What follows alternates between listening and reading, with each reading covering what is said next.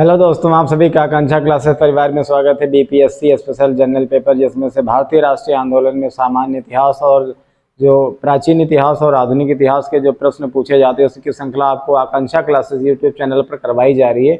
और जिसमें से हमने प्राचीन इतिहास के लेक्चर जितने भी है वो कंप्लीट कर लिए और हम लोग मध्यकालीन इतिहास में देख रहे हैं। यहाँ पर ये आप देख पा रहे हैं सैयद वंश के क्वेश्चन आज आप सभी के साथ हम साझा करेंगे। और आइए प्रश्नों की तरफ बढ़ते हैं। और बाकी लेक्चर हमने आकांक्षा क्लासेस यूट्यूब चैनल पर करवा दिए हैं और मैराथन क्लास जितना हमने मल्टीपल चॉइस क्वेश्चन करवाया उनकी मैराथन क्लास भी हमने करवाई है। और ये वो सेलेक्टेड क्वेश्चन है जो बीपीएससी टीआरई फर्स्ट और सेकंड थर्ड में जो पूछे गए हैं और वो प्रश्न भी साथ में सम्मिलित है जिनको अगले टीआरई यानी 4 और 5 में जो पूछे जाने की महत्वपूर्ण संभावना है। तो आइए उन प्रश्नों की श्रृंखला के साथ ये क्या दिया गया है। पहला क्वेश्चन क्या दिया गया यहाँ पर, इसमें कह रहा है कि तारीख है, क्या दिया गया भैया कि तारीख है मुबारक शाही का लेखक याहिया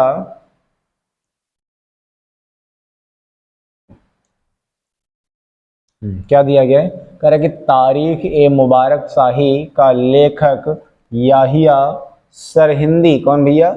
याहिया सरहिंदी। कौन? याहिया सरहिंदी। ये किसका लेखक है? तारीख ए मुबारक शाही। तो तारीख ए मुबारक शाही का लेखक याहिया सरहिंदी निम्नलिखित में से किसके शासनकाल में था?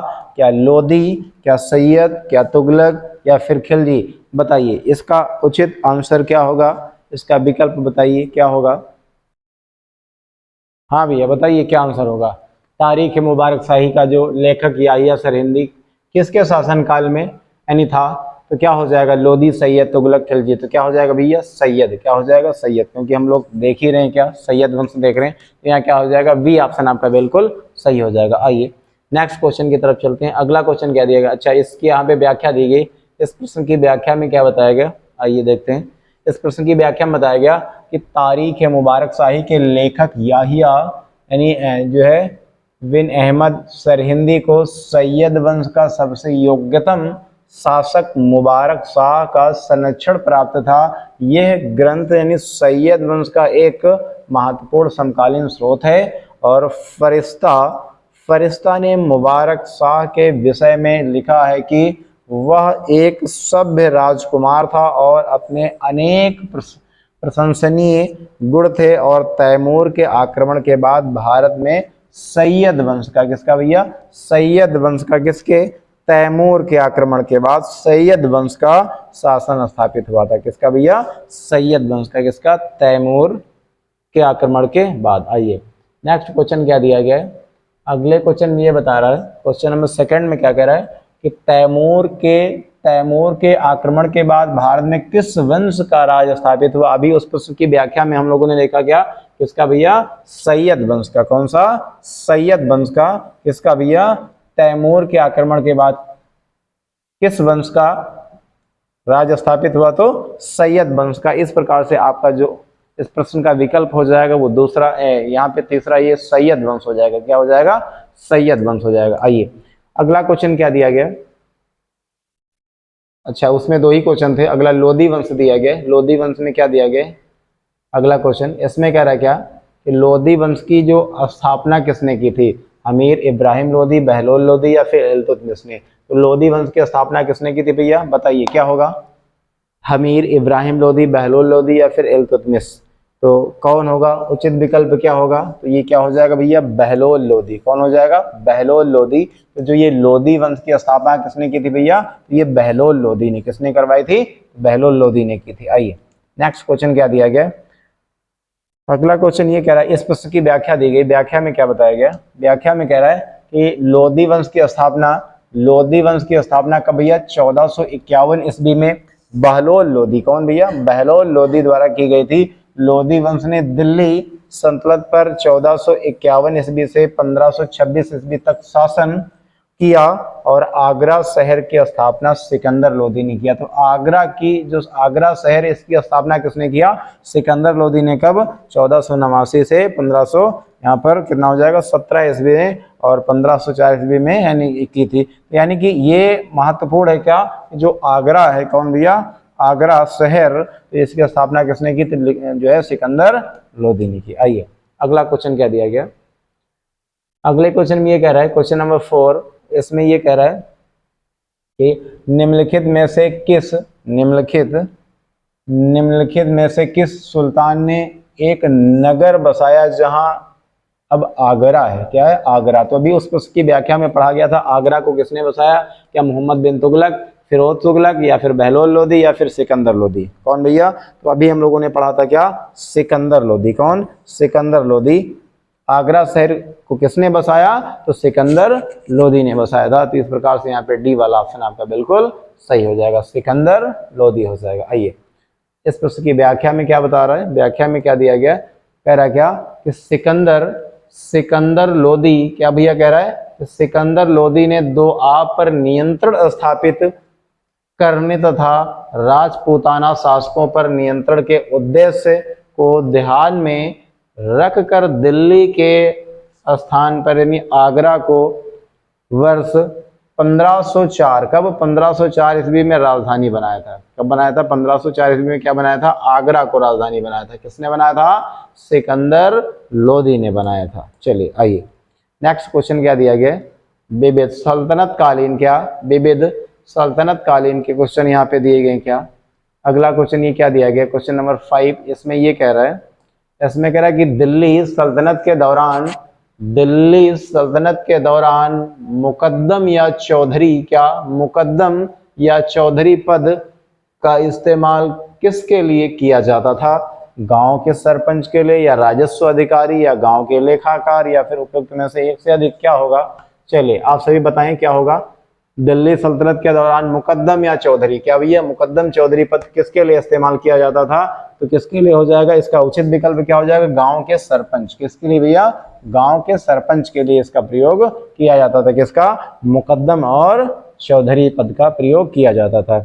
आज भी गांव में चौधरी वगैरह बोला जाता है। चलिए ये क्या दिया गया है, इसकी व्याख्या में कह रहा क्या कि दिल्ली सल्तनत के दौरान मुकद्दम, क्या भैया मुकद्दम या चौधरी का पद गांव के सरपंच, क्या भैया गांव के सरपंच के लिए प्रयोग किया जाता था। ये राज्य और किसानों के बीच वंशानुगत मध्यस्थ के रूप में कार्य करते थे। इन्हें इनके कार्य क्षेत्र में राजस्व संग्रह का कार्य सौंपा गया था, जिसे पारिश्रमिक, क्या भैया पारिश्रमिक प्राप्त करते थे। क्या करते थे, पारिश्रमिक यानी मेहनताना उनसे प्राप्त करते थे। आइए अगला क्या दिया गया है क्वेश्चन नंबर 6 में, इसमें क्या कह रहा है, हाँ आइए कह रहा है कि तबकात ए अब अकबरी, क्या भैया तबकात ए अकबरी, जिसे कभी कभी अबुल फजल के अकबरनामा, कैसे भैया अबुल फजल। तो यहाँ से क्या पता चला कि जो ये अबुल फजल हैं इनकी कृति यहाँ पे कौन है,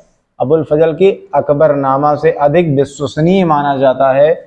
किसके द्वारा लिखी गई है, क्या गुलबदन बेगम, निजामुद्दीन अहमद, या फिर अब्दुल हामिद लाहौरी, या फिर उपयुक्त में से एक से अधिक। तो ये जो दिया गया है प्रश्न में क्या बताया जा रहा है, प्रश्न में कह रहा है कि तबकात ये अकबरी, जिसे कभी कभी अबुल फजल के अकबरनामा से अधिक विश्वसनीय माना जाता है। तो ये जो तबकात ए अकबरी, इसको किसने लिखा भैया, क्या किसने लिखा, तो निजामुद्दीन अहमद। कौन है भैया, निजामुद्दीन अहमद। आपका कौन सा ऑप्शन हो जाएगा यहाँ पे, बी वाला ऑप्शन आपका बिल्कुल सही हो जाएगा, क्या निजामुद्दीन अहमद। तो जो तबकात अकबरी है इसको किसने लिखा है, निजामुद्दीन अहमद ने लिखा। आइए अगले प्रश्न की तरफ चलते हैं। इस प्रश्न की व्याख्या दी गई, व्याख्या में क्या दिया गया, आइए देखते हैं कि तबकात ये अकबरी निजामुद्दीन अहमद, कौन भैया निजामुद्दीन अहमद द्वारा लिखी गई है पुस्तक है। ये मुगल बादशाह अकबर के काल का यानी आधिकारिक इतिहास ग्रंथ है। तिथि तथा भौगोलिक वर्णन की दृष्टि से यह ग्रंथ सर्वाधिक विश्वसनीय माना जाता है। क्या माना जाता है, सर्वाधिक विश्वसनीय माना जाता है। आइए अगला क्वेश्चन क्या दिया गया, अगले क्वेश्चन में कह रहा है, इसमें कह रहा है दिल्ली में पहला मदरसा किसने स्थापित किया था। तो दिल्ली का जो पहला मदरसा कौन, क्या इल्तुतमिश, या फिरोज शाह तुगलक, या फिर बहलोल लोदी, या फिर जलालुद्दीन खिलजी। तो इसमें क्या हो जाएगा, आप सभी बताएं क्या हो जाएगा। पहला मदरसा, दिल्ली में पहला मदरसा किसने स्थापित किया था भैया, तो इल्तुतमिश ने। कौन था भैया, इल्तुतमिश, तो यहाँ क्या हो जाएगा इल्तुतमिश। दिल्ली का जो पहला मदरसा किसने स्थापित किया, इल्तुतमिश ने स्थापित किया था। आइए क्या दिया गया है इस प्रश्न की व्याख्या में, आइए देखते हैं क्या दिया गया है। व्याख्या में ये कह रहा है कि दिल्ली कहाँ भैया, दिल्ली में पहला मदरसा इल्तुतमिश द्वारा, किसके द्वारा, इल्तुतमिश द्वारा स्थापित किया गया। इल्तुतमिश ने अपने बेटे राजकुमार नसरुद्दीन यानी महसूद की याद में मदरसा ए नासिरिया, क्या भैया, मदरसा ए नासिरिया की स्थापना की। तो सबसे पहला जो मदरसा बनाया दिल्ली में बनाया वो किसने बना दिया, तो इल्तुतमिश ने। कौन भैया, इल्तुतमिश ने। सबसे पहला मदरसा कौन, इल्तुतमिश ने। चलिए आइए अगला क्वेश्चन क्या दिया गया, इसमें कह रहा है गीत गोविंद का रचयिता कौन था, क्या विद्यापति या फिर जयदेव या फिर चंडीदास या फिर चैतन्य। तो बताएं क्या होगा, उचित विकल्प क्या होगा, गीत गोविंद। क्या भैया, गीत गोविंद। तो जो गीत गोविंद दिया गया है इनके रचयिता कौन हो जाएंगे, विद्यापति, जयदेव और या फिर चंडीदास या फिर चैतन्य। तो इसका जो उचित विकल्प हो जाएगा वो क्या हो जाएगा, जयदेव। क्या हो जाएगा, जयदेव हो जाएगा। बी ऑप्शन आपका बिल्कुल सही हो जाएगा। गीत गोविंद के रचयिता कौन है भैया, जयदेव हैं। कौन है, जयदेव। आइए आगे बढ़ते हैं। इस प्रश्न की व्याख्या में काफी कुछ दिया गया, आइए देखते हैं क्या दिया गया है। कह रहा है गीत गोविंद जयदेव की काव्य रचना है। क्या भैया, किसकी है, गीत गोविंद किसकी है, जयदेव की काव्य रचना है। जयदेव का जन्म उड़ीसा में भुवनेश्वर के एक ग्राम में हुआ था। गीत गोविंद में श्री कृष्ण द्वारा गोपिकाओं के साथ रासलीला, राधा का यानी यहाँ पे हो जाएगा विवाद वर्णन हो जाएगा, राधा का विवाद वर्णन हो जाएगा। कृष्ण के लिए व्याकुलता और उपावलंब वचन, कृष्ण की राधा के लिए उत्कंठा, राधा की सखी द्वारा राधा के विरह संताप का वर्णन आदि है। तो भगवान श्री कृष्ण के बारे में और राधा की जी के बारे में यहाँ पर वर्णन किया गया है। चलिए आइए आगे क्या दिया गया है। इसमें क्या कह रहा है कि तराइन के द्वितीय युद्ध में निम्नलिखित में से कौन सा भारतीय शासक पराजित हुआ था। तो जो तराइन का द्वितीय युद्ध हुआ 1192 में, उसमें कौन भैया पराजित हुआ, पृथ्वीराज चौहान, जयचंद्र या जय सिंह, सिद्धराज या फिर अर्णोराज। तो क्या हो जाएगा, तराइन का द्वितीय युद्ध किसके बीच हो गया, तो गौरी और पृथ्वीराज चौहान के बीच हुआ था और ये पराजित हुए थे कौन, पृथ्वीराज चौहान। और जो तराइन का प्रथम युद्ध था उसमें ये विजयी हुए थे और मोहम्मद जो गौरी था वो क्या हुआ था, पराजित हुआ था। तो इस प्रकार से यहाँ पे पृथ्वीराज चौहान की क्या हो गई थी, यहाँ पे हार हो गई थी तराइन के द्वितीय युद्ध में। आइए इस प्रश्न की व्याख्या में क्या दिया गया, व्याख्या में बताया गया क्या, जो तराइन है, तराइन का द्वितीय युद्ध वर्ष 1192 में ईस्वी का भैया 1192 में और 1191 में प्रथम हुआ था, जिसमें से पृथ्वीराज चौहान विजय हुई थी और गौरी की पराजय हुई थी। लेकिन जब 1192 ईस्वी में हुआ तो पृथ्वीराज चौहान और यानी शहाबुद्दीन मोहम्मद गौरी के मध्य लड़ा गया था और ये युद्ध में मुस्लिमों की विजय और राजपूतों की क्या हो गई थी, पराजय हो गई थी। तो सबसे पहले गौरी यहाँ पर क्या हुआ था, सबसे पहले गौरी हारा था, बाद में दूसरे वाले में गौरी क्या हो गया, जीत गया था। आइए अगला क्या दिया गया है, अगले में क्वेश्चन में दिया गया क्या कि गजनी के महमूद ने सोमनाथ मंदिर का विध्वंस कब किया था। तो गजनी के जो महमूद ने सोमनाथ मंदिर का विध्वंस कब किया था, तो यहाँ विकल्प में क्या दिया गया है, 1006 बी 1026 1016 या 1036। बताइए उचित विकल्प क्या होगा। गजनी के महमूद ने सोमनाथ मंदिर का विध्वंस कब किया था, तो 1026 ईस्वी। कब किया था भैया, 1026 ईस्वी में किया था। आपका बी वाला ऑप्शन बिल्कुल सही हो जाएगा, 1026 में किया था। आइए अगला क्वेश्चन क्या दिया गया, अच्छा इस प्रश्न की व्याख्या दी गई, व्याख्या में क्या दिया गया, इसमें कह रहा क्या, गजनी के महमूद ने प्रथम आक्रमण 1000 ईस्वी में सीमावर्ती नगरों पर किया था तथा दूसरा आक्रमण हिंदू शाही यानी शासक जयपाल के विरुद्ध किया और इसमें विजयी हुआ। महमूद का उल्लेखनीय आक्रमण गुजरात में समुद्र तट पर स्थित सोमनाथ या सोमेश्वर मंदिर पर 1025 यानी 26 ईस्वी में किया गया था उस समय वहां का राजा कौन था? भीम प्रथम था। कौन था भैया? भीम प्रथम। तो उस टाइम वहां का राजा कौन था? भीम प्रथम था। आइए, तो कब आक्रमण किया गया भैया? सोमनाथ पर 1026 में किया गया। आगे क्या दिया गया? अगला टॉपिक यहाँ पे बहमनी राजवंश कौन हो जाएगा? बहमनी राजवंश दिया गया। आइए इसके प्रश्न देखते हैं। यहाँ पे क्या दिया गया है? इस क्वेश्चन में क्या कह रहा है? कह रहा है कि बहमनी राज्य का संस्थापक कौन था? क्या अलाउद्दीन हुसैन, फिरोज शाह, महमूद गवाह या फिर आसफ खान? बताइए उचित विकल्प क्या होगा? इस प्रश्न दिया गया जो बहमनी राजवंश दिया गया, क्या दिया गया? बहमनी राजवंश का संस्थापक कौन था, जिसे हम लोग हसन गंगू कहते हैं? क्या कहते हैं? हसन गंगू कहते हैं। तो क्या हो जाएगा? अलाउद्दीन हसन। कौन भैया? अलाउद्दीन हसन। ये हो जाएंगे क्या? बहमनी राजवंश का संस्थापक कौन था? अलाउद्दीन हसन, जिसे हम लोग क्या कहते हैं? हसन गंगू भी कहते हैं। आइए इस प्रश्न की व्याख्या में देखते हैं क्या दिया गया। इस प्रश्न की व्याख्या में बताया गया है क्या? हाँ, ये कह रहा है कि बहमनी राज्य की स्थापना 1347 ईस्वी में अलाउद्दीन हसन बहमन शाह, यानी मूल नाम हसन गंगू, क्या नाम था? हसन गंगू ने मोहम्मद बिन तुगलक के समय की थी। और इसने गुलबर्गा, क्या भैया? गुलबर्गा को अपनी राजधानी बनाया। किसको बनाया था? गुलबर्गा को। किसको भैया? गुलबर्गा को अपनी राजधानी बनाया, तथा बाद में उसका नाम एहसानाबाद, क्या भैया? गुलबर्गा का नाम बदल के क्या कर दिया? एहसानाबाद रखा, तथा उसने साम्राज्य को चार प्रांतों यानी बीदर में बांटा। इसका प्रतिद्वंदी राज्य विजयनगर, गुलबर्गा, दौलताबाद, बरार और बीदर में बांट दिया गया। तो चार उसमें बांट दिया था। आइए आगे क्या दिया गया? इस क्वेश्चन में क्या कह रहा है? कह रहा है कि दक्षिणी चित्रकला का विकास कहाँ से हुआ? क्या बीजापुर गोलकुंडा, या फिर मैसूर कर्नाटक, या फिर कोंकण अमरावती, और फिर अगला क्या?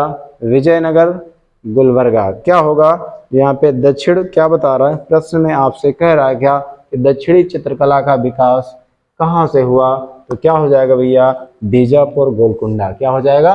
बीजापुर। उचित विकल्प क्या होगा? राइट आंसर क्या होगा? बीजापुर गोलकुंडा हो जाएगा। कैसे हो जाएगा? आइए यहाँ पर इस प्रश्न की व्याख्या में चलते हैं। क्या? बीजापुर गोलकुंडा। क्या दिया गया यहाँ पर? इस प्रश्न की व्याख्या में बताया गया क्या कि इसमें कह रहा है कि दक्कन चित्रकला शैली का प्रधान केंद्र बीजापुर, क्या भैया? बीजापुर था, परंतु इसका विस्तार गोलकुंडा, कहाँ भैया? गोलकुंडा एवं अहमदनगर राज्यों में भी था। और रागमाला, क्या भैया? रागमाला के चित्रों का चित्रांकन दक्कन चित्रकला शैली में विशेष रूप से किया गया। दक्कन चित्रकला शैली के महान संरक्षक अली आदिल शाह थे। कौन थे? जो दक्कन यानी चित्रकला के महान संरक्षक कौन? अली आदिल शाह थे। आइए अगला क्वेश्चन क्या दिया गया? स्पेशल ये PYQ पूछे गए क्वेश्चंस हैं। आइए अगला क्या दिया गया भैया? विजयनगर साम्राज्य। क्या दिया गया है? विजयनगर साम्राज्य। ये टॉपिक जो उसमें दिए गए हैं जो बहुत छोटे छोटे थे, तो क्योंकि ज़्यादा वेटेज यहाँ से नहीं है, एक आध दो नंबर के यहाँ बनता भी जब आगे आधुनिक इतिहास में आ जाएंगे, भारतीय राष्ट्रीय आंदोलन उस स्टार्ट होगा, तो उसमें काफ़ी अच्छे प्रश्न बनेंगे। आइए क्या दिया गया यहाँ पर कि निम्नलिखित में से किसके द्वारा यानी विजयनगर राज्य की स्थापना की गई? देवराय फर्स्ट, कृष्णदेवराय, हरिहर एवं बुक्का, या फिर देवराय सेकंड? तो किसके द्वारा किसकी विजयनगर साम्राज्य की स्थापना की गई? तो विजयनगर के साम्राज्य की स्थापना किसके हो जाएगा भैया? हरिहर एवं बुक्का। कौन हो जाएंगे? हरिहर एवं बुक्का। ऑप्शन यहाँ पे सी हो जाएगा। विजयनगर किसकी भैया? विजयनगर राज्य की स्थापना हुई तो किसने किया? हरिहर एवं किसने? बुक्का ने किया। ऑप्शन यहाँ पे क्या हो जाएगा? सी वाला हो जाएगा। आइए यहाँ पे क्या ये बी लिख गया है गलती से, ये यहाँ पे टाइपिंग एरर है, चलिए कोई बात नहीं। चलिए ये क्या लिखा हुआ है यहाँ पे? क्या होना चाहिए? ये सी हो जाएगा। क्या दिया गया है कि विजयनगर साम्राज्य की स्थापना हरिहर, कौन भैया? हरिहर तथा बुक्का ने 1336 ईस्वी में की थी। उसके पिता संगम के नाम पर उसका वंश संगम वंश, कौन सा वंश? संगम पिता क्या नाम था, संगम, और इसी के आधार पर संगम वंश कहलाया। विजयनगर को स्थानांतरित करने के लिए हरिहर एवं बुक्का, कौन भैया, हरिहर एवं बुक्का ने अपने गुरु विद्यारण्य, क्या भैया, विद्यारण्य तथा वेदों के प्रसिद्ध भाष्यकार सायण से शिक्षा ली थी। और बुक्का प्रथम के बाद हरिहर सेकंड, कौन भैया, हरिहर सेकंड विजयनगर का शासक बना। कौन बना, हरिहर सेकंड विजयनगर का शासक बना, जिसने बहमनी साम्राज्य से गोवा को छीना। क्या किया भैया, बहमनी साम्राज्य से किसको छीना, गोवा को छीन लिया। कौन छीन लिया, यहाँ पर भैया हरिहर सेकंड ने छीना। आगे चलकर देवराय सेकंड शासक बना। कौन, देवराय सेकंड शासक बना, जिसके शासनकाल में फारसी यात्री अब्दुल रज्जाक ने विजयनगर की यात्रा की थी। तो यानी कि यहाँ पे बात किया जाए क्या, कि जो ये देवराय, कौन भैया, देवराय सेकंड के शासनकाल में कौन, फारसी यात्री अब्दुल रज्जाक, कौन, अब्दुल रज्जाक ने क्या यात्रा की थी, अब्दुल रज्जाक ने यात्रा की थी। आइए अगला क्वेश्चन क्या दिया गया, जो ये अगला प्रश्न ये दिया गया, इसमें क्या कह रहा है भैया, इसमें कह रहा है क्या, कि फारसी यात्री कौन, फारसी यात्री अब्दुल रज्जाक। ये देखो वही क्वेश्चन आ गया, अब्दुल रज्जाक भारत में किस राजा के शासनकाल में आया था, बताइए। देवराय फर्स्ट, देवराय सेकंड, कृष्णदेवराय या फिर कृष्णदेवराय सेकंड। तो क्या हो जाएगा, अभी हम लोगों ने पढ़ा था क्या, कि देवराय सेकंड के शासनकाल में। कौन भैया, देवराय सेकंड के समय अब्दुल रज्जाक, है ना, फारसी यात्री यानी राजा यानी शासनकाल में आया था। किसके शासनकाल में आया था भैया, यहाँ पर देवराज सेकंड के शासनकाल में आया था। आइए अगला क्वेश्चन क्या दिया गया, इसमें क्या कह रहा है, इसमें कह रहा है कि विजयनगर के उस पहले शासक की पहचान करें जिससे बहमनियों से गोवा को छीना था। अभी इस प्रश्न को भी पढ़ा गया था क्या, कि बहमनियों से गोवा को किसने छीना था भैया, हरिहर द्वितीय ने छीना था। किसने, हरिहर द्वितीय ने छीना था। क्या, इन्होंने बहमनियों से गोवा को छीना था। किसको छीना था भैया, गोवा को। कौन, हरिहर और द्वितीय ने छीना था। इस प्रकार इसका जो सही आंसर हो जाएगा हरिहर द्वितीय हो जाएगा। आइए अगला क्वेश्चन क्या दिया गया, इस क्वेश्चन में क्या कह रहा है, कह रहा है विजयनगर साम्राज्य के कृष्णदेवराय समकालीन थे अकबर के, बाबर के, फिरोज शाह तुगलक के या फिर बलबन के। चलिए बताइए क्या होगा, कि जो फिरोज शाह यहाँ पे दिया गया प्रश्न में क्या कह रहा है, विजयनगर साम्राज्य के कृष्णदेवराय, किसके भैया, कृष्णदेवराय के समकालीन थे, अकबर के, बाबर के, फिरोज शाह तुगलक के या फिर बलबन के। तो यहाँ क्या हो जाएगा, बाबर के। किसके थे भैया, बाबर के। तो ये ऑप्शन क्या हो जाएगा, बी ऑप्शन आपका बिल्कुल सही हो जाएगा। बाबर के समकालीन थे कौन, कृष्णदेव राय। चलिए यहाँ पे क्या दिया गया, तो व्याख्या में क्या बताया गया, बाबर, क्या बताया गया भैया, बाबर ने अपनी आत्मकथा यानी बाबरनामा। तो बाबर की जो आत्मकथा उसका नाम क्या है, बाबरनामा, में 7 भारतीय राज्यों का उल्लेख किया है, जिसमें 5 मुस्लिम राज्य बंगाल, मालवा, दिल्ली, बहमनी और गुजरात तथा 2 हिंदू राज्य मेवाड़, कौन भैया, मेवाड़ और विजयनगर, मेवाड़ और विजयनगर थे। विजयनगर का शासक कृष्णदेवराय था। कौन था भैया, कृष्णदेवराय था, जो बाबर का समकालीन था। किसका था, बाबर का समकालीन था। बाबर ने उसे तत्कालीन भारत का सबसे शक्तिशाली शासक कहा है। और विजयनगर के कृष्णदेवराय ने गोलकुंडा का युद्ध गोलकुंडा के सुल्तान कुली कुतुब शाह के साथ लड़ा। तो यहाँ पर यह ध्यान देने योग्य बात है क्या, कि जो गोलकुंडा का युद्ध यानी गोलकुंडा के सुल्तान कुली कुतुब शाह, कौन भैया, कुली कुतुब शाह के साथ लड़ा था। विजयनगर के शासकों में कृष्णदेवराय ने तेलुगु और संस्कृत, क्या भैया, तेलुगु और संस्कृत, आप देख पा रहे हैं, तेलुगु और संस्कृत साहित्य में सर्वाधिक योगदान दिया था। कौन, कृष्णदेवराय ने। कौन भैया, कृष्णदेवराय ने सबसे अधिक योगदान दिया था। चलिए आइए अगला क्वेश्चन क्या दिया गया, हाँ इस क्वेश्चन में ये कह रहा है कि विजयनगर के जिस सम्राट ने तेलुगु और संस्कृत का साहित्य में सर्वाधिक योगदान दिया था वो कौन था, देवराय फर्स्ट, देवराय थर्ड या फिर कृष्णदेवराय या फिर राम राय। चलिए बताइए क्या होगा। अभी इस प्रश्न को आप लोगों ने पढ़ा है क्या, तो क्या हो जाएगा, विजयनगर के जिस सम्राट में तेलुगु और संस्कृत का सर्वाधिक योगदान था वो कौन था भैया, कृष्णदेवराय। कौन थे भैया? कृष्णदेव राय। तो इस प्रकार से यहाँ पर सी वाला ऑप्शन बिल्कुल आपका सही हो जाएगा। चलिए अगला क्वेश्चन क्या दिया गया?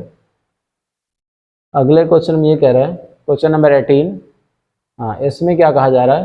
कह रहा है कि विजयनगर के राजा कृष्णदेव राय ने गोलकुंडा का युद्ध किस राजा के साथ लड़ा था? कुली कुतुब शाह, कुतुबुद्दीन ऐबक, इस्माइल आदिल खान या फिर गजपति। चलिए बताइए क्या होगा इसका उचित विकल्प, राइट आंसर क्या होगा? इस प्रश्न का राइट आंसर क्या होगा? विजयनगर के राजा कृष्णदेव राय ने गोलकुंडा का युद्ध किस राजा के साथ लड़ा था? तो क्या हो जाएगा भैया इसका राइट आंसर क्या हो जाएगा? कुली कुतुब शाह। क्या हो जाएगा? कुली कुतुब शाह हो जाएगा। तो यहाँ पर ए वाला ऑप्शन आपका बिल्कुल सही हो जाएगा। जो कृष्णदेव राय थे, कौन भैया? कृष्णदेव राय। गोलकुंडा युद्ध किस शासक राजा किसने लड़ा था? यानी कुली कुतुब शाह हो जाएगा। चलिए आइए अगले प्रश्न की तरफ चलते हैं। अगला प्रश्न क्या दिया गया है?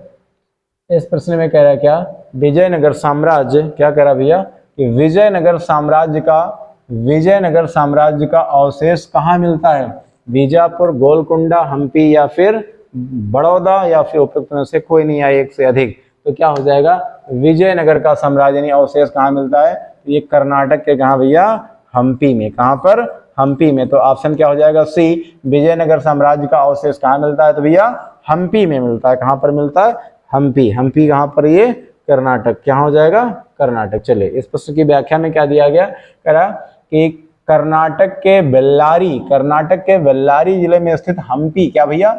हम्पी मध्यकालीन हिंदू राज्य विजयनगर साम्राज्य की राजधानी थी। यहाँ के खंडहरों को देखने से सहज ही प्रतीत होता है कि किसी समय में हम्पी में, कहा भैया? हम्पी में एक समृद्धशाली सभ्यता निवास करती थी। विजयनगर साम्राज्य की वित्तीय व्यवस्था का प्रमुख आधार भू राजस्व था। क्या था? आधार भू राजस्व था, जिसे शिष्ट, क्या भैया? शिष्ट यानी कहा जाता था। और 1565 ईस्वी में विजयनगर और बीजापुर, गोलकुंडा और अहमदनगर व बीदर द्वारा निर्मित संघ के बीच तालिकोटा, कौन भैया? तालिकोटा या फिर राक्षस तांगड़ी, कौन सा? क्या बोलोगे? तालिकोटा या फिर राक्षस तांगड़ी का युद्ध हुआ, जिसमें से विजयनगर की क्या हो गई थी? पराजय हो गई थी। तो तालिकोटा यानी युद्ध में विजयनगर की क्या हो गई थी? पराजय हो गई थी। अगला क्वेश्चन क्या दिया गया? इसमें क्या कह रहा है? कह रहा है विजयनगर साम्राज्य की वित्तीय व्यवस्था की मुख्य विशेषता क्या थी? तो क्या थी? अधिशेष लगान या फिर भू राजस्व या फिर बंदरगाहों से आमदनी या फिर मुद्रा प्रणाली। चलिए इस प्रश्न की व्याख्या में, उस अगले प्रश्न की व्याख्या में ये पढ़ा गया था, इसका उचित विकल्प क्या होगा आप सभी बताएं। विजयनगर साम्राज्य की वित्तीय व्यवस्था की मुख्य विशेषता क्या थी? तो क्या हो जाएगा भैया? सबसे उचित विकल्प क्या हो जाएगा? भू राजस्व। यहाँ पे क्या हो जाएगा? इसका राइट आंसर क्या हो जाएगा?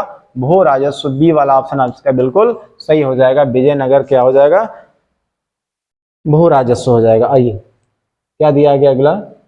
इसमें कह रहा है नेक्स्ट क्वेश्चन में, इसमें कह रहा है क्या कि सन 1565 में कौन सा प्रसिद्ध युद्ध था? 1565 में पहला दिया गया पानीपत का प्रथम युद्ध, ये कब हो जाएगा?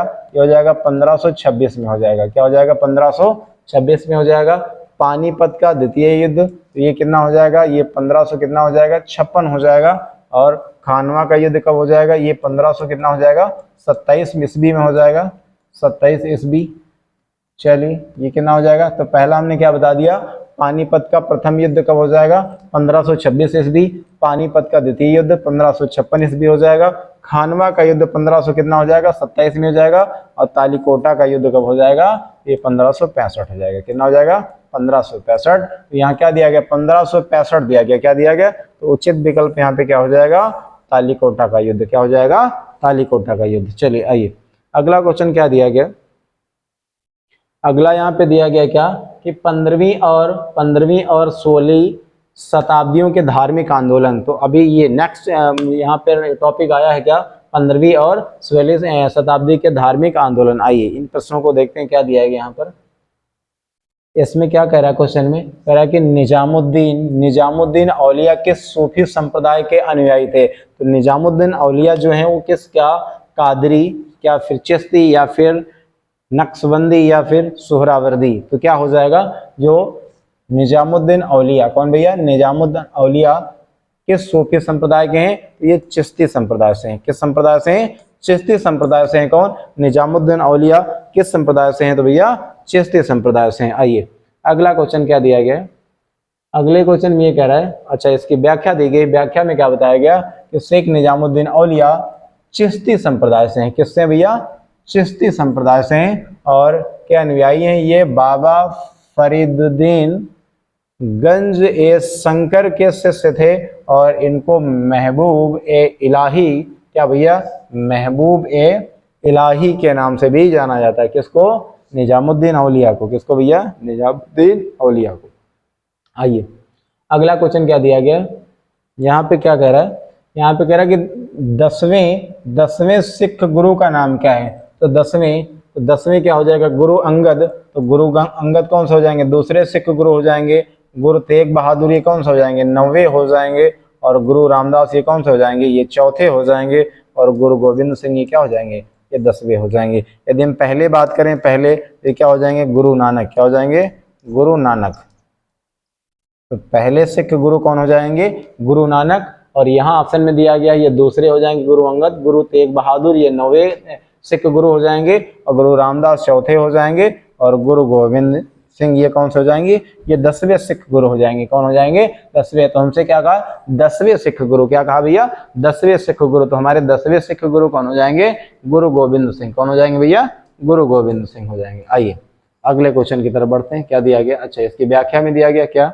व्याख्या में दिया गया क्या कि जो सिखों के 10वें गुरु कौन? गुरु गोविंद सिंह। कौन? गुरु गोविंद सिंह। इनका जन्म पटना में हुआ था। कहाँ था भैया? पटना बिहार में हुआ था। और इन्होंने खालसा पंथ की स्थापना की थी। बहुत अच्छा यहाँ पे लिखा हुआ क्या कि खालसा पंथ। कौन सा? तो ये पटना में हुआ था इनका जन्म। अब और खालसा पंथ कब भैया? खालसा पंथ। चलिए अगला क्वेश्चन क्या दिया गया? नेक्स्ट क्वेश्चन इसमें कह रहा क्या कि भक्तिकालीन संत, भक्तिकालीन जो संत दिया गया क्या? भक्तिकालीन संत चैतन्य। कौन भैया? चैतन्य का वास्तविक नाम क्या था? क्या गौर था? क्या वल्लभ था? या फिर दिसंबर था? या फिर गंगादास था? तो इनका क्या नाम था? किसका? संत चैतन्य का वास्तविक नाम था। क्या नाम था भैया? दिसंबर नाम था। क्या नाम था? दिसंबर। तो यहाँ पे सी वाला ऑप्शन आपका बिल्कुल सही हो जाएगा। दिसंबर था भैया। जो संत चैतन्य थे इनका वास्तविक नाम क्या था? दिसंबर था। आइए अगला क्वेश्चन क्या दिया गया? अच्छा इस पर की व्याख्या दी गई। व्याख्या में क्या बताया गया? इसमें कह रहा है क्या? कह रहा है कि भक्तिकालीन संत चैतन्य का वास्तविक नाम दिसंबर था, पर बाल्यावस्था में क्या भैया? बाल्यावस्था में इनका नाम निमाई। क्या भैया?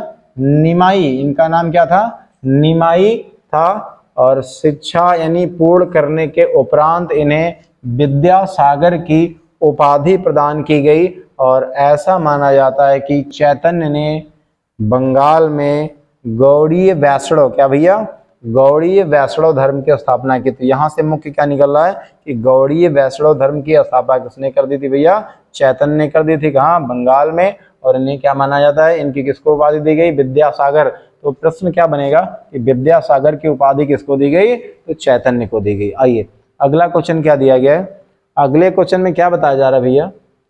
बहुत बढ़िया क्वेश्चन दिए गए हैं। क्या इसमें प्रश्न में ये कह रहा है, इसमें कह रहा है कि किसने भारत में सूफी के चिश्ती संप्रदाय की स्थापना की थी भैया? किसने भारत में सूफी के चिश्ती संप्रदाय की? क्या बाबा फरीद, शेख बहाउद्दीन जकारिया, फिर मोइनुद्दीन चिश्ती, या फिर ख्वाजा बाकी बिल्ला, या फिर उपयुक्त में से कोई नहीं, या फिर एक से अधिक? बताइए इस प्रश्न का जो विकल्प उचित होगा वो क्या होगा? किसने भारत में सूफी के चिश्ती संप्रदाय की स्थापना की थी? तो कौन हो जाएंगे भैया? मोइनुद्दीन चिश्ती। क्या हो जाएंगे? मोइनुद्दीन चिश्ती इसका उचित विकल्प हो जाएगा। राइट आंसर क्या हो जाएगा? सी ऑप्शन हो जाएगा। क्या? मोइनुद्दीन चिश्ती हो जाएगा। किसने भारत में सूफी के चिश्ती संप्रदाय की स्थापना की थी भैया? मोइनुद्दीन चिश्ती। कौन हो जाएंगे? मोइनुद्दीन चिश्ती हो जाएंगे यहाँ पे। चलिए आइए नेक्स्ट क्वेश्चन क्या दिया गया? अच्छा इस प्रश्न की व्याख्या दी गई। व्याख्या में क्या बताया गया? व्याख्या में ये कह रहा है क्या?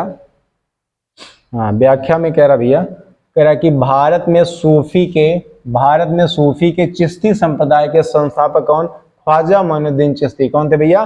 ख्वाजा मोइनुद्दीन चिश्ती थे। ख्वाजा मोइनुद्दीन चिश्ती का जन्म 1143 ईस्वी में पूर्व पर्सिया के सिस्तान, कौन सा भैया, सिस्तान क्षेत्र में हुआ था। इन्होंने ही भारत में चिश्ती संप्रदाय की स्थापना की थी। तो कौन, सूफी संत कौन भैया, ख्वाजा मोइनुद्दीन चिश्ती। कौन, ख्वाजा मोइनुद्दीन चिश्ती। और इनके दो प्रमुख शिष्य थे, शेख हमीद उद्दीन, कौन भैया, शेख हमीद उद्दीन नागौरी, और वह दूसरा कौन था, कुतुबुद्दीन बख्तियार, कौन, बख्तियार काकी। इनकी दरगाह अजमेर शहर में है। कहाँ पर भैया, इनकी दरगाह कहाँ पर है, तो अजमेर शहर में। आइए अगला क्वेश्चन क्या दिया गया, अगले क्वेश्चन में ये कह रहा है, यहाँ पर ये कह रहा है कि सूफीवाद, क्या भैया, सूफीवाद किससे घनिष्ठता संबंधित है, बौद्ध धर्म से, यहूदी धर्म से, शैव धर्म थे या इस्लाम थे। तो ये क्या हो जाएगा, सूफीवाद किससे घनिष्ठता संबंधित है।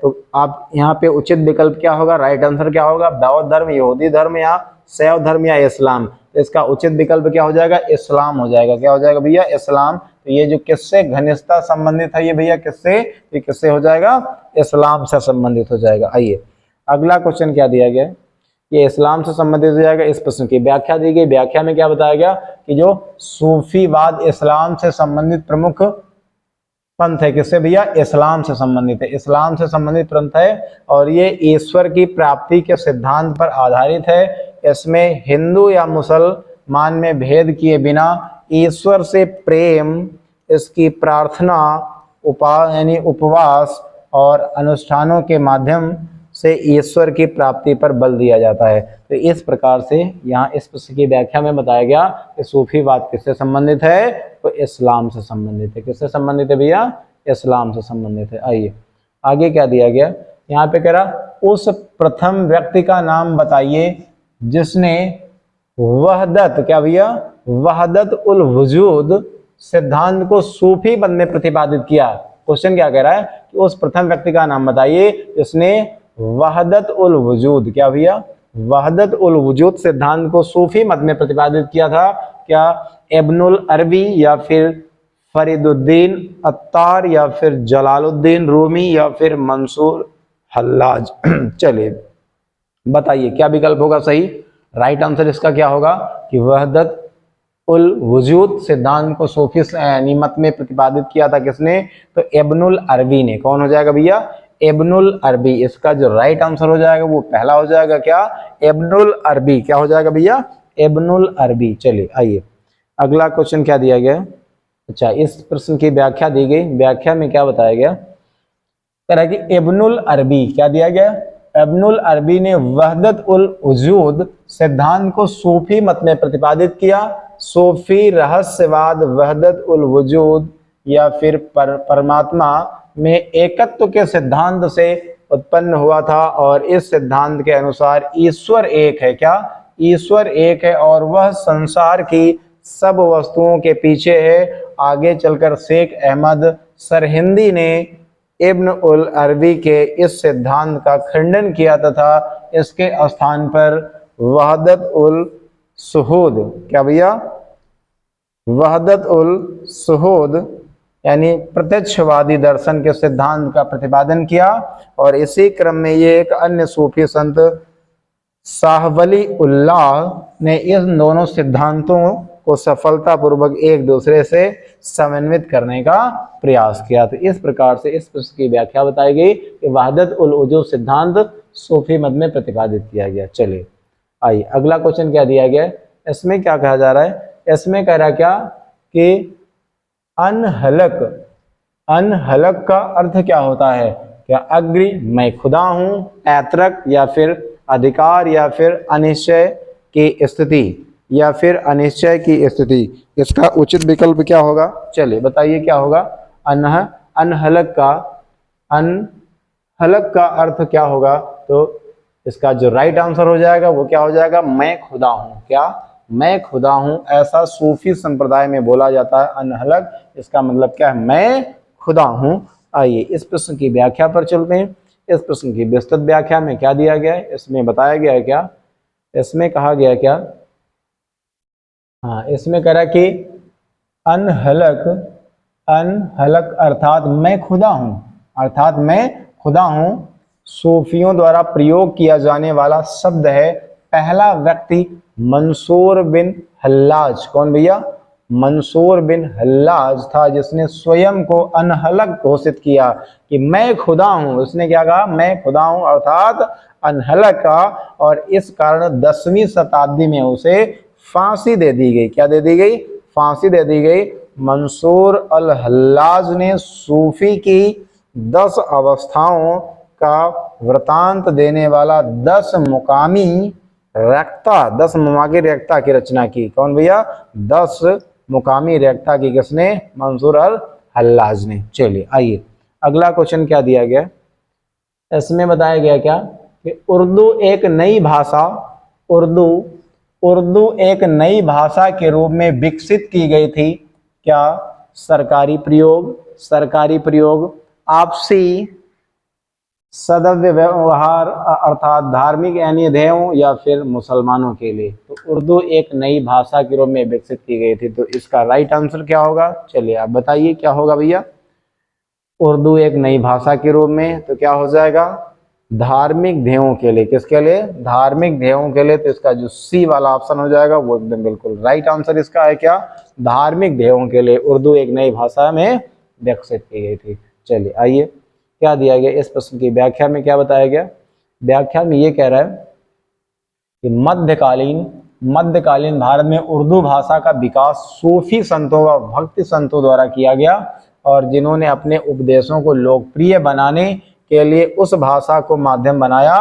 उर्दू एक मिश्रित भाषा है जिसमें अरबी फारसी, उर्दू में अरबी भी है, फारसी भी है, और तुर्की और खड़ी बोली ब्रज भाषा आदि की शब्दावली मिलती है। तो उर्दू एक मिश्रित भाषा है, इसमें इन भाषाओं के भी शब्द उसमें मिलते हैं। आइए क्या दिया गया है अगला प्रश्न, यहाँ पे क्या दिया गया है? क्वेश्चन नंबर यहाँ पे 30 में 30 में क्या बता रहा है? कह रहा है कि निम्नलिखित में से कौन अपने अनुयायियों द्वारा महबूब ए इलाही, अभी उस पुस्तक की व्याख्या में पढ़ा गया था क्या? महबूब ए इलाही नाम से जाना जाता है। कौन? ख्वाजा मोइनुद्दीन चिश्ती, ख्वाजा कुतुबुद्दीन बख्तियार काकी, शेख निजामुद्दीन औलिया, शेख नसीरुद्दीन महसूद। क्या हो जाएगा? महमूद। क्या हो जाएगा? शेख नसीरुद्दीन महमूद। तो विकल्प, इसका सही विकल्प क्या हो जाएगा? आपके सामने ये प्रश्न है, आप क्या इसका उचित विकल्प पहचानते हैं? देखिए तो क्या हो जाएगा? महबूब ए इलाही। महबूब ए इलाही नाम से कौन जाना जाता है? तो शेख निजामुद्दीन औलिया। कौन भैया? शेख निजामुद्दीन औलिया। तो इसका जो उचित विकल्प राइट आंसर हो जाएगा शेख निजामुद्दीन औलिया हो जाएगा। आइए अगला क्वेश्चन क्या दिया गया? अच्छा, इस प्रश्न की व्याख्या दी गई। यहाँ पे व्याख्या में क्या बताया गया? व्याख्या काफी इसकी दी गई। चलो यहाँ पे देखते हैं ये क्या दिया गया। इसमें क्या कह रहा है कि शेख निजामुद्दीन औलिया चिश्ती सिलसिले से सूफी संत थे। कौन थे भैया? सूफी संत थे। निजामुद्दीन औलिया अपने उदार और सहिष्णु दृष्टिकोण के कारण महबूब ए इलाही, कौन भैया? महबूब ए इलाही यानी ईश्वर के प्रेमी के नाम से प्रसिद्ध थे।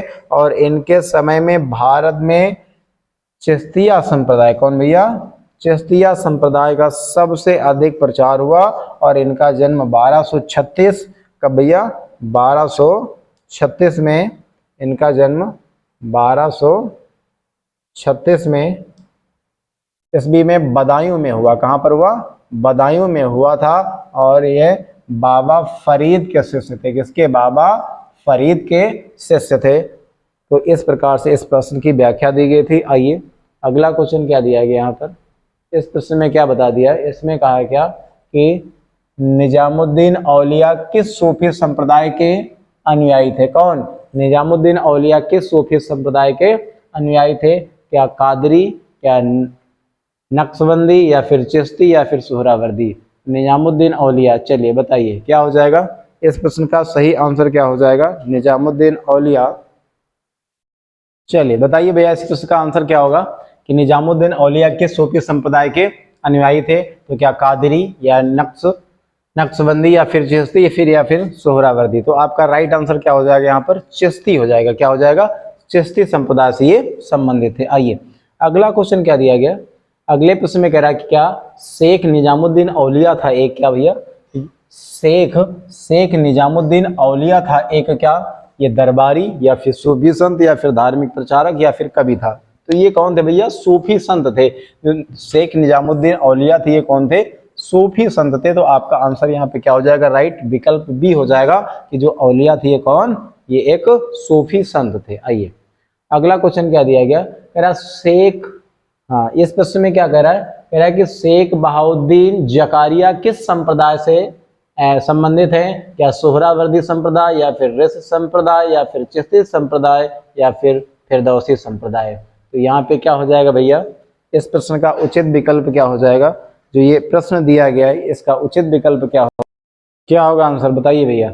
शेख बहाउद्दीन जकारिया किस संप्रदाय से थे, तो ये किससे हो जाएंगे भैया, उचित विकल्प आपका क्या हो जाएगा, सोहरावर्दी संप्रदाय से। किससे थे भैया, ये सोहरावर्दी संप्रदाय थे। कौन, शेख बहाउद्दीन जकारिया किससे थे, सोहरावर्दी संप्रदाय से थे। आइए अगला क्वेश्चन क्या दिया गया, इस प्रश्न की व्याख्या में दिया गया, क्या व्याख्या में बताया गया, इसमें कहा गया क्या कि शेख बहाउद्दीन जकारिया सोहरावर्दी, क्या भैया सोहरावर्दी संप्रदाय के थे। इन्होंने ही सोहरावर्दी शाखा का प्रचार भारत में सर्वप्रथम किया। सोहरावर्दी यानी सिलसिला की यानी स्थापना शिहाबुद्दीन सोहरावर्दी ने बगदाद में किया था और उनके शिष्य बहाउद्दीन जकारिया और जलालुद्दीन तबरीजी इसे भारत में लाए और सोहरावर्दी सिलसिले का केंद्र मुल्तान में था। चिश्तियों के यानी विपरीत सोहरावर्दी संत धन संपत्ति तथा राजकीय संरक्षण को महत्व देते थे और बहाउद्दीन जकारिया को इल्तुतमिश, क्या भैया इल्तुतमिश ने शेख उल इस्लाम की उपाधि दी थी। किसने भैया, बहाउद्दीन जकारिया को, कौन बहाउद्दीन जकारिया को कौन, इल्तुतमिश ने क्या शेख उल इस्लाम की उपाधि दी थी। किसकी उपाधि भैया, शेख उल इस्लाम की उपाधि दी गई थी। आइए अगले प्रश्न की तरफ चलते हैं, क्या दिया गया इस प्रश्न में बताया क्या, इसमें कह रहा है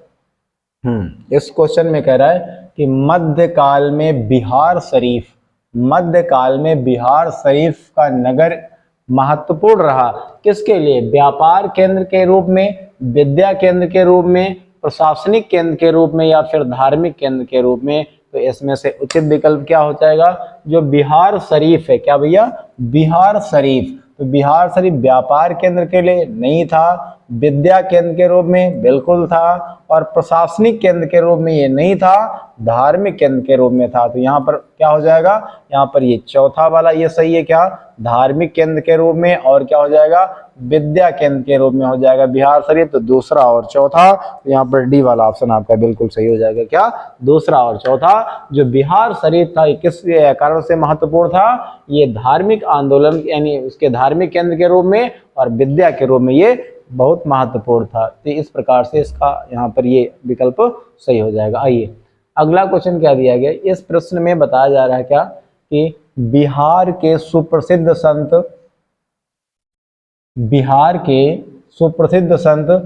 सरफुद्दीन, कौन हो जाएगा, सरफुद्दीन मनेरी का संबंध सूफियों के किस संप्रदाय से था, चिश्ती, सोहरावर्दी, फिरदौसी या फिर कुव्रव। तो किससे हो जाएगा, क्या दिया गया, बिहार के सुप्रसिद्ध संत कौन, सरफुद्दीन, कौन हो जाएगा, सरफुद्दीन मनेरी का संबंध किससे हो जाएगा, चिश्ती, सोहरावर्दी। तो यहाँ क्या हो जाएगा, फिरदौसी से हो जाएगा। किससे हो जाएगा भैया, फिरदौसी से हो जाएगा। तो यहाँ पे विकल्प सी वाला बिल्कुल सही हो जाएगा। ये सरफुद्दीन मनेरी यानी किस सूफी संत से संप्रदाय से थे, तो ये फिरदौसी संप्रदाय से थे। किससे थे भैया, फिरदौसी संप्रदाय से थे। आइए अगला क्वेश्चन क्या दिया गया, चलिए तो अगले क्वेश्चन में ये कह रहा है, अच्छा इस प्रश्न की व्याख्या है, व्याख्या में दिया गया, व्याख्या में काफी कुछ दिया गया। आइए देखते हैं क्या दिया गया व्याख्या में। चलिए इसमें कह रहा क्या कि 12वीं शताब्दी में अनेक सूफी संत भारत आए। 1192 में मोहम्मद गोरी के साथ ख्वाजा मोइनुद्दीन चिश्ती भारत आए और इन्होंने यहाँ चिश्ती सिलसिले की स्थापना की। इसकी गतिविधियों का मुख्य केंद्र अजमेर था। कहाँ था भैया, अजमेर। तो गतिविधियों का मुख्य केंद्र कहाँ था, अजमेर था। मध्यकालीन बिहार में फिरदौसी, क्या भैया फिरदौसी सिलसिला सबसे अधिक लोकप्रिय था। बिहार के सुप्रसिद्ध संत कौन? शरफुद्दीन। कौन? शरफुद्दीन मनेरी का संबंध इसी सिलसिले से था। बिहार शरीफ में संत शरफुद्दीन मनेरी की दरगाह है। कहाँ पर? बिहार शरीफ में। किसकी दरगाह है? संत शरफुद्दीन की यहाँ पर दरगाह है। सुहरावर्दी संघ की स्थापना शेख शिहाबुद्दीन उमर सुहरावर्दी ने की थी। अब यहाँ पे देखिए, जो ये सुहरावर्दी संघ है, क्या भैया? सुहरावर्दी, इसकी स्थापना किसने की थी? शेख शिहाबुद्दीन और उमर सुहरावर्दी ने की थी। किंतु इसके सुदृढ़ संचालन का श्रेय शेख बहाउद्दीन जकारिया को है। क्या है? शेख बहाउद्दीन जकारिया को है। और कादिरी संघ, कौन भैया? कादिरी संघ की स्थापना सैयद अब्दुल कादिर और जिलानी की है। और भारत में इस यानी सिलसिले के प्रमुख संत मोहम्मद गौस थे। कौन थे भैया? मोहम्मद गौस थे। तो इस प्रकार से इस प्रश्न की व्याख्या में काफी अन्य नए प्रश्न बनने की संभावना रहती है और काफी प्रश्न बनते भी हैं। और जैसे कि हम लोग व्याख्या पढ़ते हैं और आगे नए प्रश्न मिलते भी हैं। अगला क्या दिया गया? दक्षिण भारत के शैव संतों को कहा जाता है। क्या सिद्ध कहा जाता है, या नैनार कहा जाता है, या फिर अलवार कहा जाता है, या फिर शिव कहा जाता है? तो जो दक्षिण भारत के शैव संत हैं, शैव संतों को क्या कहा जाता है भैया? तो नैनार कहा जाता है। क्या कहा जाता है? नैनार। आपका उचित विकल्प क्या हो जाएगा? बी यहाँ पर, नैनार। तो जो दक्षिण भारत है, दक्षिण भारत के शैव संतों को क्या कहा जाता है भैया? यहाँ पे नैनार कहा जाता है, नैनार। चलिए अगला प्रश्न क्या दिया गया? इस प्रश्न में ये बता रहा है, क्या इसमें कह रहा है क्या? सभी भक्ति संतों के मध्य एक समान विशेषता की, यानी एक विशेषता की कि उन्होंने अपनी वाणी को उसी भाषा में लिखा जिसके यानी जिसे जिनके भक्त समझते थे। पुरोहित वर्ग की सत्ता को नकारा, या फिर स्त्रियों को मंदिर जाने को प्रोत्साहित किए, या फिर मूर्ति पूजा को प्रोत्साहित किए? चलिए बताइए क्या होगा? सभी भक्त, क्या दिया गया? सभी भक्त संतों के मध्य एक समान विशेषता थी कि उन्होंने क्या किया? जितने भी भक्त थे यानी संत थे, उन्होंने क्या किया कि जो अपनी भाषा थी, अपनी वाणी को उसी भाषा में लिखा जिसे कि उनके भक्त उनको समझते थे। जिस भाषा में उनके भक्त उनको समझते थे, उन्होंने क्या किया? उसी भाषा का प्रयोग किया। और जितने भी यहाँ पर ग्रंथ लिखे, उन्होंने उसी भाषा का प्रयोग किया। किस भाषा का? जिस भाषा का प्रयोग यानी कि जो है इनके जो अनुयायी थे वो उनको समझते थे। अगला, मत्स्येंद्रनाथ द्वारा स्थापित संप्रदाय का नाम क्या था? मत्स्येंद्रनाथ का तो क्या हो जाएगा? कपालिक हो जाएगा, योगिनी कौल हो जाएगा, या फिर कालमुख हो जाएगा, या फिर त्रिकदर्शन हो जाएगा? बताइए क्या होगा? इस प्रश्न का राइट आंसर क्या होगा? मत्स्येंद्रनाथ द्वारा स्थापित संप्रदाय का नाम क्या था भैया? योगिनी कौल था। क्या था? योगिनी कौल था। कौन? मत्स्येंद्रनाथ द्वारा स्थापित संप्रदाय कौन था? योगिनी कौल था। तो इस प्रकार से यहाँ पर ऑप्शन आपका क्या हो जाएगा? बी वाला ऑप्शन आपका बिल्कुल सही हो जाएगा। आइए अगला क्वेश्चन, क्या इसका व्याख्या दी गई? आइए इस प्रश्न की व्याख्या में क्या दिया गया? इसमें कह रहा है नाथ पंथ संप्रदाय या फिर योगिनी कौल। भैया क्या? योगिनी कौल या फिर क्या बोलोगे? नाथ पंथ संप्रदाय, यानी संप्रदाय की स्थापना 10वीं शताब्दी मत्स्येंद्रनाथ अथवा मचिंद्रनाथ, क्या भैया? मचिंद्रनाथ ने किया था। और इस समुदाय में शिव को आदिनाथ, क्या भैया? आदिनाथ मानते हुए 9 नाथों को दिव्य पुरुषों के रूप में मान्यता प्रदान की गई। और मत्स्येंद्रनाथ ने अपने ग्रंथ कौल ज्ञान और निर्णय और अकुल वीर तंत्र में इस संप्रदाय की चर्चा की है। और 11वीं शताब्दी में इस संप्रदाय का प्रचार गोरखनाथ ने किया। किसने किया था भैया? गोरखनाथ ने किया। तो इस प्रकार से इस प्रश्न की व्याख्या हम लोग देखें। आइए अगला प्रश्न क्या दिया गया? निर्गुण स्कूल का बड़ा समर्थक था। निर्गुण स्कूल का बड़ा समर्थक था क्या? तुलसीदास, क्या सूरदास, क्या कबीर, या फिर मीराबाई? बताइए क्या होगा? तो ये जो दिया गया निर्गुण स्कूल का बड़ा समर्थक था, कौन था भैया? वो कबीर थे। कौन थे? कबीर थे। ये निर्गुण भक्ति शाखा के थे। कौन? कबीर थे। तो यहाँ पर निर्गुण स्कूल का बड़ा समर्थक कौन था? तो क्या हो जाएगा यहाँ पर? कबीर हो जाएगा। क्या हो जाएगा? कबीर हो जाएगा। आइए इस प्रश्न की व्याख्या में दिया गया क्या? इसमें बताया गया क्या? इसमें कह रहा है क्या भैया? इसमें कह रहा है कबीर 15वीं सदी के भारतीय रहस्यवादी कवि और संत थे और हिंदी साहित्य के वक्तकालीन युग में ज्ञान से विचारधारा यानी निर्गुण काव्यधारा, कौन से भैया, निर्गुण काव्यधारा के प्रवर्तक कवि थे। और इस प्रकार कबीर दास निर्गुण स्कूल के बड़े समर्थक थे और ये सिकंदर लोदी के समकालीन थे। किसके समकालीन थे? सिकंदर लोदी के समकालीन थे। कौन? कबीर। कबीर किसके समकालीन थे? सिकंदर लोदी के। और इस प्रकार से ये किसके? निर्गुण काव्यधारा की ये बहुत बड़े प्रचारक थे। आइए आगे क्या दिया गया, निम्नलिखित भक्तिकालीन संतों में से कौन कृष्ण का आराधक नहीं था? क्या मीराबाई, क्या चैतन्य, या फिर सूरदास, या फिर कबीर?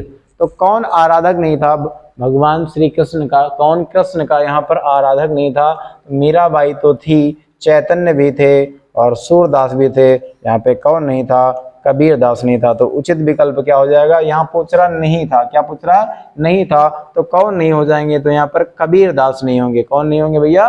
कबीर दास नहीं होंगे। तो आइए अगला क्वेश्चन क्या दिया गया, अरे इस प्रश्न की व्याख्या दी गई। व्याख्या में क्या बताया गया? कह रहा कि मीराबाई, क्या कह रहा है?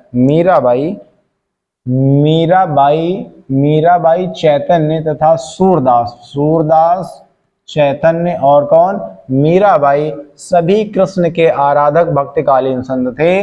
जबकि कबीर दास, कौन भैया? कबीर दास भारतीय रहस्यवादी कवि एवं संत थे। वे हिंदी साहित्य के भक्तिकालीन ज्ञान श्रेयी निर्गुण शाखा, किसके भैया? निर्गुण शाखा काव्यधारा के प्रवर्तक थे। कौन? कबीर थे। और ये जो है उनके आराधक नहीं थे। किसके आराधक नहीं थे? कृष्ण के आराधक नहीं थे। कौन? कबीर। आइए अगला क्वेश्चन क्या दिया गया, इसमें क्या कह रहा है? इसमें कह रहा है कि भक्तिकालीन संत चैतन्य का वास्तविक नाम था। ये क्वेश्चन रिपीट हुआ है। इसमें कौन थे? विशंबर थे। अभी ये प्रश्न ऊपर करा दिया गया, विशंबर थे। कौन थे भैया? विशंबर थे। आइए अगला क्वेश्चन क्या दिया गया, अच्छा इस प्रश्न की व्याख्या है। व्याख्या में क्या बताया गया है? भक्तिकालीन संत चैतन्य का वास्तविक नाम विशंबर था। कौन था भैया? विशंबर था। इनका जन्म पश्चिम बंगाल के नादिया, क्या भैया? नादिया जिले में हुआ था। इनके द्वारा गौड़ीय वैष्णव संप्रदाय, कौन भैया? गौड़ीय वैष्णव संप्रदाय चैतन्य के द्वारा यानी कि नींव रखी गई थी। कौन? गौड़ीय यहाँ पर वैष्णव संप्रदाय। आइए अगला क्वेश्चन क्या दिया गया, अगले क्वेश्चन में ये कह रहा है कि सिखों के 10वें गुरु गुरु गोविंद सिंह का जन्म कहाँ हुआ था? तो हमने क्या पढ़ा था कि इनका जो जन्म हुआ था कहाँ हुआ था? पटना में हुआ था। कहाँ हुआ था? बिहार में, पटना में हुआ था। तो जो सिखों के 10वें गुरु हैं उनका जो जन्म हुआ था वो गुरु गोविंद सिंह का, इनका जन्म कहाँ हुआ था भैया? पटना में हुआ था, बिहार में हुआ था। कहाँ हुआ था? बिहार में। आइए इस प्रश्न की व्याख्या में क्या दिया गया, व्याख्या में ये बताया जा रहा है कि सिखों के 10वें गुरु गुरु गोविंद सिंह का जन्म पटना में, कहाँ भैया? पटना में 22 दिसंबर 1666 ईस्वी को हुआ था। इन्होंने 1699 में बैसाखी के दिन क्या? खालसा पंथ, किसकी भैया?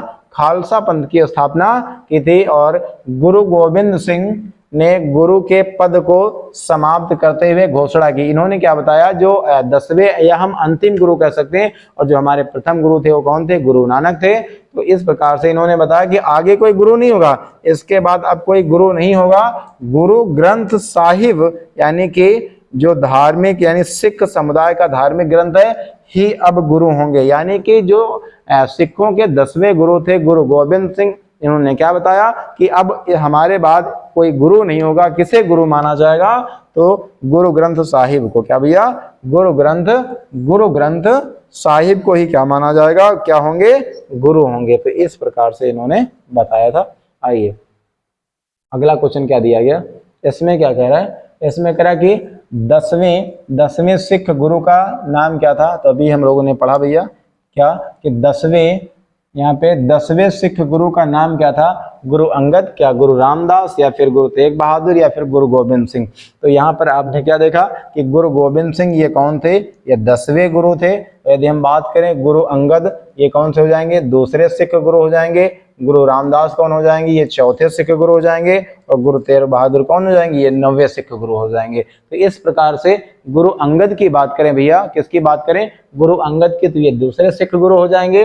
गुरु रामदास कौन हो जाएंगे, चौथे सिख गुरु हो जाएंगे। और गुरु तेग बहादुर कौन हो जाएंगे, 90वें हो जाएंगे। और गुरु गोविंद सिंह कौन हो जाएंगे, 10वें सिख गुरु हो जाएंगे। आइए, और पहले सिख गुरु कौन थे, गुरु नानक थे भैया। कौन थे, गुरु नानक। आइए अगला क्वेश्चन क्या दिया गया, इसमें क्या कह रहे हैं, इस प्रश्न में बताया जा रहा है क्या कि खालसा पंथ का गठन किसने किया था, गुरु नानक, गुरु अर्जुन देव, गुरु गोविंद सिंह, या फिर गुरु तेग बहादुर। तो अभी आपने पढ़ा था कि जो 10वें सिख गुरु हैं गुरु गोविंद सिंह, इन्होंने किसकी, खालसा पंथ की, किसकी भैया, खालसा पंथ की स्थापना की थी। कौन, गुरु गोविंद सिंह, सिखों के 10वें गुरु। चलिए आइए अगला क्वेश्चन क्या दिया गया, अगले क्वेश्चन में कह रहा है क्या, इसमें कह रहा है कि वारकारी, क्या दिया गया, वारकारी समाज सुधार आंदोलन कहां से आरंभ हुआ था, बंगाल, महाराष्ट्र, छत्तीसगढ़, या फिर तमिलनाडु। ये लास्ट क्वेश्चन है, इसमें क्या दिया गया है, कह रहा है क्या कि वारकारी समाज सुधार आंदोलन कहां से आरंभ हुआ था, बंगाल, महाराष्ट्र, छत्तीसगढ़, या फिर तमिलनाडु से। तो उचित विकल्प इसका क्या हो जाएगा, महाराष्ट्र हो जाएगा। क्या हो जाएगा, महाराष्ट्र। ऑप्शन इसका बी राइट हो जाएगा।